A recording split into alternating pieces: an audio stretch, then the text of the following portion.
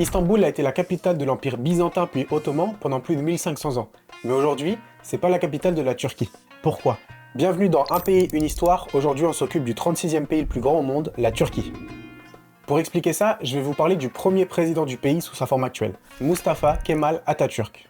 En fait, il y a un peu plus de 100 ans, on est juste après la fin de la Première Guerre mondiale. L'Empire ottoman a perdu et son territoire est partagé entre les vainqueurs. Pour résumer très rapidement, Atatürk mène la résistance depuis Ankara, ses troupes reprennent du territoire et il crée la République de Turquie en 1923. Et c'est pour ça que la capitale, c'est pas Istanbul. La ville était occupée et il voulait rompre symboliquement avec l'ancien empire. En tant que président, il réforme le pays. La Turquie devient un état laïque, proche de l'Occident, et il fait remplacer l'alphabet arabe par le latin.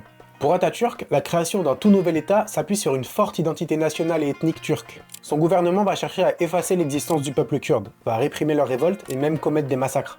Et malheureusement, la persécution des Kurdes est toujours d'actualité en 2025. En plus de ça, la Turquie moderne ne reconnaît toujours pas les génocides qui ont été commis à la fin de l'Empire ottoman.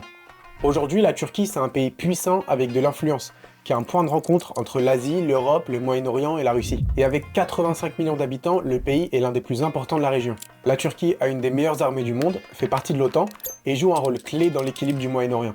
Abonne-toi si tu veux en savoir plus sur le monde.